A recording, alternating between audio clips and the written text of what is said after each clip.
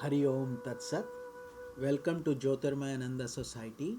We focus on spirituality, a journey to self realization.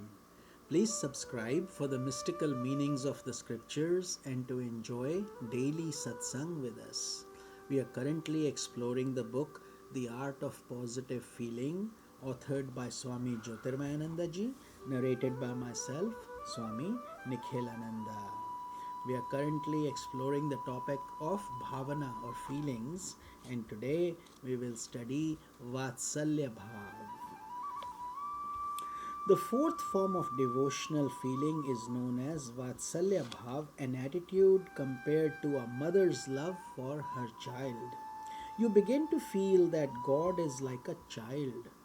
A mother does not expect anything in return for her love, but rather feels fulfilled simply by loving the child. So, too, a devotee who has advanced begins to enjoy the sweetness of divine love to such an extent that he does not expect anything in return.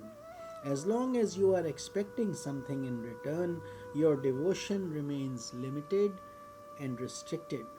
But when you enter that advanced state, the very fact of merely remembering God fills your heart with great joy. For one whose devotion is not mature, prayer is often a means to an end. You pray and then wait for the results. When those results do not come, you feel frustrated. But as you advance, by the very act of praying, you're opening your heart to God and not to the world outside with its perishable objects. Prayer in itself brings about an awakening of great joy. A parable is told of a devotee who goes to a temple and prays and then becomes frustrated when his prayers go seemingly unanswered. He says, I have been praying to God, but there has been no response. Is God deaf? God, assuming the form of a person who happens to be close by, says, the very fact that you have been praying is the answer to your prayers. It is God's grace that has allowed you to open your heart to God. The very fact that you are praying is a divine pull drawing your soul away from the world. So, as you advance, do not expect anything in return for your acts of love. This is an attitude Hindu mystics compare to the love of parents for their child. Stories are given in the Puranas of how Lord Krishna, God incarnate, was loved by his mother Yashoda. Yashoda was a highly advanced personality. In her previous life, she had practiced great austerity and she had held the desire that God should incarnate as her child. So she had the great joy of being associated with Krishna. Krishna as a child was not an ordinary child. All those who came into contact with Krishna, even while he was just 3 or 4 years old, were thrilled at the very sight of him. The gopis or cowherd women who sold various milk products were so delighted to see Krishna that on any pretext they would come to his house just to look at him. Krishna, in turn, went into their houses and did the naughty things that children do. For example, he would enter stealthily into a house and break jars of butter or yogurt, pretending to be angry but really just wanting a pretext to see Krishna. The gopis would go to Yashoda's house and complain, where is your son? That master of thieves has been breaking the jars and eating the newly churned butter. One day, Yashoda became terribly angry. However, there was sweetness in her anger. She said playfully, I am going to teach him a good lesson. She went after Krishna and he ran away from her as if he was frightened. Finally, she caught hold of him and tried to tie him up. But every rope she found fell short because Krishna would swell himself up. Finally, after she had tried many times, she became exhausted. Krishna, knowing that she was exhausted, then allowed himself to be tied up. Yashoda tied him to a wooden structure that was used for husking rice. It was a strong, heavy structure, once that a child could not easily move. Krishna stayed tied up, tears trickling down his cheeks. Seeing this, the gopis said, Mother Yashoda, please let him go. But this time she was firm. She said, No, I will not let him go.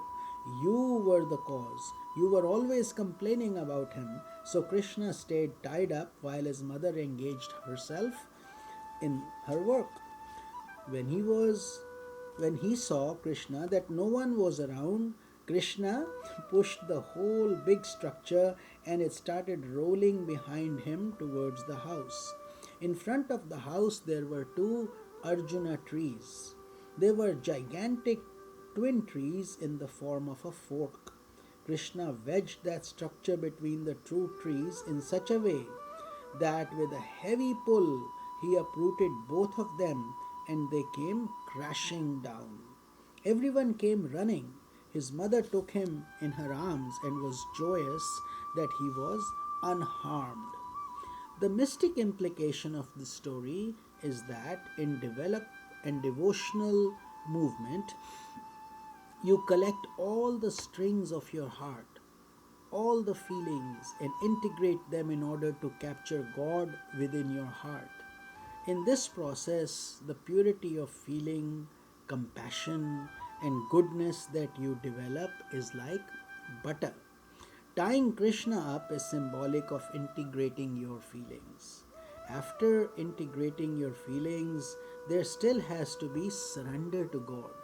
When Krishna is tied up in your heart, he uproots attachment and hatred, also known as raga and dvesha, the two gigantic trees that have roots in your ego.